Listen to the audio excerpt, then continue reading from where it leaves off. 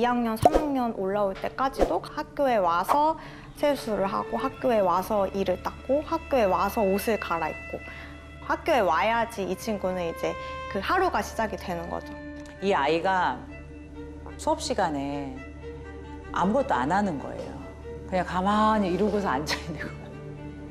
그래서 무슨 책을 꺼내야지 뭐 이렇게 얘기를 하는데도 이제 책이 없어요. 가방을 이렇게 열어봤는데 가방이 이제 한 달은 지난 것 같은 가방이 그대로 있는 거예요. 수업 시간에 맨날 졸고 있고 눈을 잘 마주치지 않고 무기력하고 안 하려고 하는 아이들 많죠. 스스로 되게 저는 못하는 아이라고 이야기하고요. 저 원래 그래요. 막 이렇게 말하는 아이들이 있어요. 아이가 그렇게 되기까지 배경이 있는 거죠. 아이들의 삶 전체적으로 봤을 때 격차가 분명히 존재하죠. 경제적인 차이가 주된 원인이고 정보의 격차, 기회의 격차, 격차로 인해 무기력해진 현수. 내가 개인적으로 해결할 수 없는 부분에서 일어나는 차이죠. 그러니까 현수는 개인으로서 자기의 힘으로 성장해서 행복한 삶을 살 수 있을까? 그 질문에 답하는 게 좋은 교육이라고 생각합니다.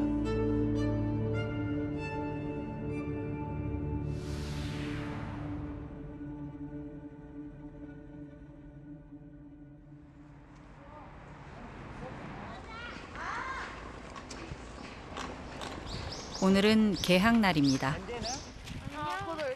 안녕하세요. 허진, 후임. 허신이는 어딘지 뭐해? 1시간. 어. 아직 1시간 어서 남아서 와. 아직도 자요. 아직도 자? 공기 빵 차줘야지. 김도현! 어서 와. 교문 앞엔 여느 때처럼 들고 오길래 아이들 그렇게. 이름을 부르며 맞아주는 분이 어서 계신데요. 오세요, 도현. 안녕하세요. 네. 바로 교장 선생님이십니다. 어? 저 카메라 한번 보여요. 여러분들 학교 생활 하는 거 EBS 방송국에서 지금 촬영하고 있어요. 지우야, 어서 와. 어서 오세요. 에이. 도심 속에 있지만 전교생 120명, 전체 학급이 7개뿐인 작은 학교. 교장 선생님은 전교생의 얼굴을 다 알고 계시죠. 멀리서도 애들을 다 이제 알아보시네요. 많이 봤으니까 실루엣만 봐도 알죠? 학교에서 누가 나를 정말 제대로 기다려주는구나 해야 엄청 기분이 좋죠. 아이들 한 명 한 명 오면서 이제 표정을 살피죠. 집에서 이제 늦게 일어나서 밥도 못 챙겨 먹고 오는 친구들은 아무래도 좀 시무룩하고 엄마, 아빠하고 정확하게 인사하고 오는 친구들은 폐활한 그런 태도로 이렇게 인사를 받아주고 그렇습니다. 재밌어요. 아가들하고 인사 나누고 그러면 저도 기운을 얻죠.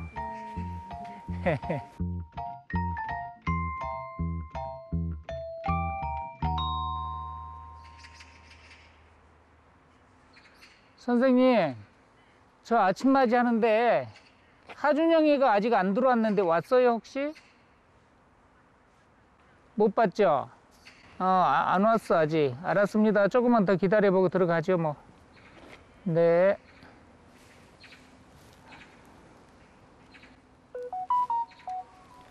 누가 아직 안 왔는지까지 체크하시는데요. 무슨 일이 생긴 건 아닌지 조금 걱정이 됩니다.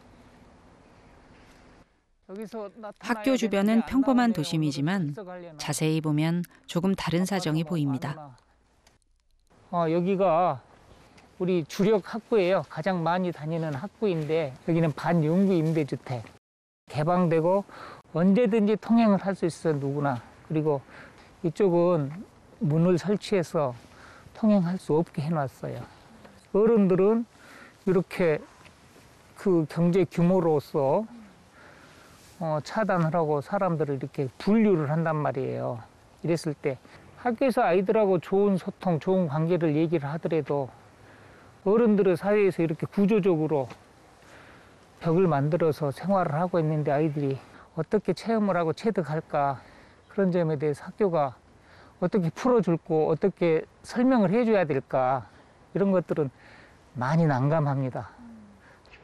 아이들이 자연스럽게 보고 느끼는 것들이 걱정스러운 교장 선생님. 지금 이 자동차가 한 5, 6년째 이렇게 방치가 되고 있어요. 그래서 이제 그 아이들을 학교 오는 환경이잖아요. 그래서 좀 쾌적하지 않다. 그리고 신고를 하고 그래도 안 치워져요. 이게 만약에 좀 그 신뢰되는 말일지 모르지만 평수가 큰 아파트라든가 그런 공동주택 단지라면 이게 가능하지 않은 일이거든요. 금방 치울 일이죠. 은연중에 그런 서운함이 생기는 거죠. 너무 오랫동안 방치되고 얘기를 해도 정리가 안 되니까. 학교 주변 환경은 곧 아이들의 삶의 공간. 선생님은 늘 관심을 가질 수밖에 없습니다. 이제 나타났네. 바쁘잖아요, 저. 페달을 하는 게 바쁘잖아요, 발이. 엄청 젠발로 젓고 오잖아요, 지금. 하준이 형, 빨리 오시오! 너무 늦게 나타났어, 이 녀석이. 자, 어서 오시오. 천천히. 준영이 어서 와. 마지막 학생까지 무사히 등교하는 걸 확인했습니다. 이제 본격적인 새 학기의 시작입니다. 자, 이제 우리 행사 시작할 겁니다. 바르게 앉기. 설레는 초등학교 첫 등교. 그런데 입학생 수가 얼마 없습니다. 우리 오리초등학교 교장 선생님이신 신우영 교장쌤이십니다. 안녕하십니까. 규칙 제8조에 따라서 2022학년도 우리 학교에 배정받은 1학년 1반 신입생 13명과 해님반 원화 3명의 입학을 선언합니다. 원래 입학 대상은 28명이거든요. 대안학교 다니는 친구들도 있고 또 외국으로 부모님 따라서 간 친구들도 있고 그리고 우리 학교와 가까운 이웃 학교들로 취학을 하는 아이들도 몇 명 있고 얼마 떨어지지 않은 곳에 또 다른 초등학교가 있습니다. 무려 6배가 넘는 학생이 몰려있는 이웃 학교. 같은 지역의 두 학교 사이에 생긴 격차인데요. 격차를 많이 느끼죠. 우리 학교 구성이 우리 학교 북편은 좀 LH 공사에서 건설한 반영구 임대주택이에요. 좀 열악하죠. 환경 구성이. 그리고 이제 동쪽, 서쪽, 남쪽은 조금 고급 빌라 형태인데 좀 섞이기 싫어하고 그래서 그쪽에 이제 거주하는 학부모님들이 주로 이웃 학교로 아이들을 보내는 편이지요. 자발적인 선택에 의해 생긴 격차. 여기에 주택 가격 상승이 더해져 젊은 부부들이 들어오기 힘들어지면서 학생 수는 더 빠르게 줄었습니다. 결국 폐교된다는 소문까지 났다는데요. 제가 이제 2015년 3월에 부임을 했는데 아침에 이제 교문에 나가서 아이들 반갑게 아침 맞이를 하다 보면 주민들, 어른들이 지나가시다가 할아버지 할머니들이 교장이 바뀌었네 이렇게 인사하시면서 이 학교 언제 없어져요? 이렇게 물어봐요 저한테. 어디서 그런 말씀을 들었냐 그러면 복덕방에서 들었다 그러고 제 기본 임기가 4년입니다. 그 안에는 안 없어집니다. 앞으로 그런 말씀 하시려면은 저한테 와서 저랑 좀 상의 좀 합시다. 그리고 제가 부동산에도 가서 적극적으로 PR도 할게요. 7개 학급밖에 없으니까 폐교 대상, 통폐합 대상이라고 생각하는 것 자체부터가 잘못된 생각의 방향이죠. 그런 분위기를 아이들도 알고 있었나요? 아이들도 알고 있었죠. 그래서 아이들도 그 오던 첫 해는 의기소침해 있고 패배의식 비슷한 무척 그 수동적이고 그런 좀 답답함도 있었고 그렇죠. 새 학기를 맞은 선생님들의 회의 시간. 강시원이가 6학년인데 이 친구 리더십이 침착하고 바람직합니다.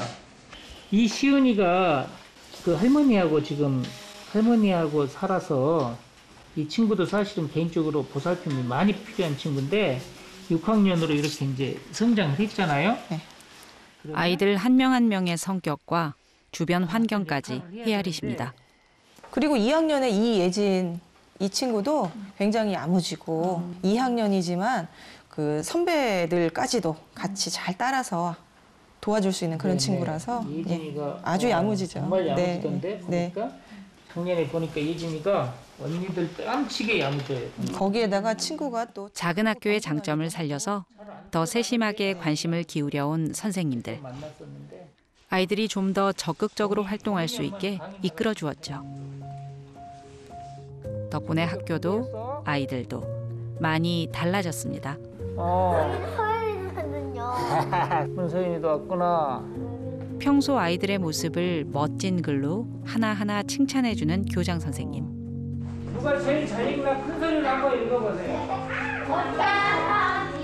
힘찬 배터리를 새학기를 맞은 일입니다.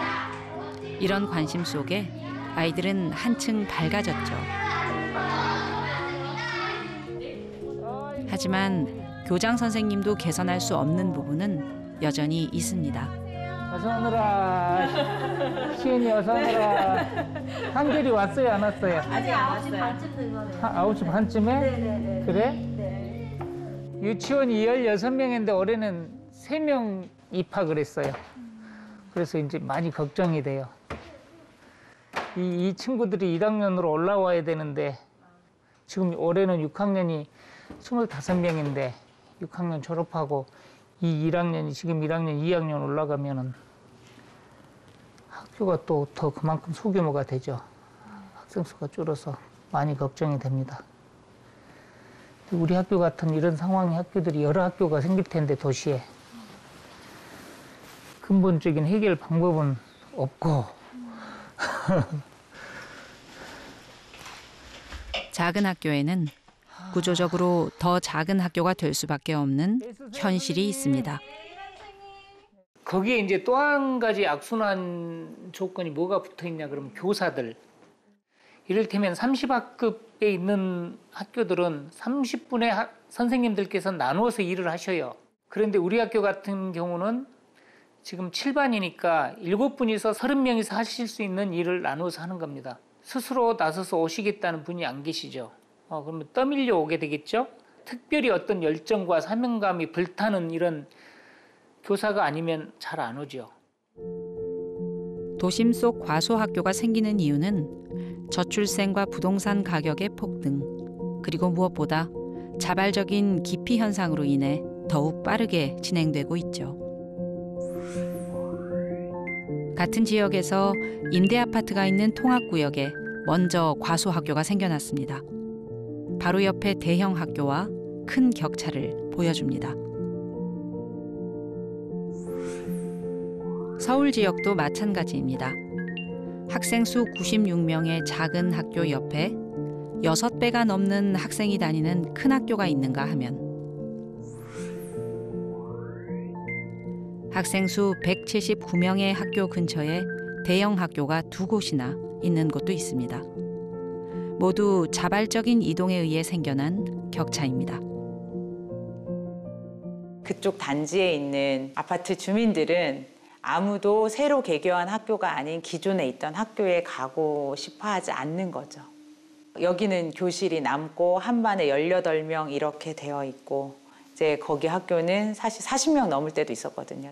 근데 너무 심하니까 이제 교육청에서 학구 조정을 하면서 그 기존에 있던 학교와 가까운 데 있는 동들은 이쪽 학구를 편입시켰어요. 그랬더니 그 동에 살던 분들이 이제 이사를 가거나 위장 전입을 해가지고 그쪽 학교로 가서 이쪽으로 늘어나는 효과가 거의 없는 그런 일들이 이 지역에서만 일어나는 일이 아니고 곳곳에서 일어나고 있는 일이에요. 많은 자본을 가지고 있는 사람들이 더 좋은 곳에 살려고 한자리에 계속 모이는 현상이 지금 되게 심화되고 있지 않나 싶어요. 그렇기 때문에 아이들이 뭐라고 해야 되지? 조금 비슷한 계층끼리만 이렇게 모이는 그런 게 오히려 문제가 되고 있죠. 왜냐하면 다른 집단 사람들을 못 만나니까 서로 이해할 수가 없거든요. 이런 것들이 사실은 학교 안에서 좀 교정이 되어야 되는데 그 피해가 고스란히 아이들한테 가고 있는 것이 아닌가. 더 좋은 출발선을 찾으려는 노력에서부터 이미 격차가 시작됐을지 모릅니다. 그것은 아이들의 일상으로 이어질 수밖에 없습니다.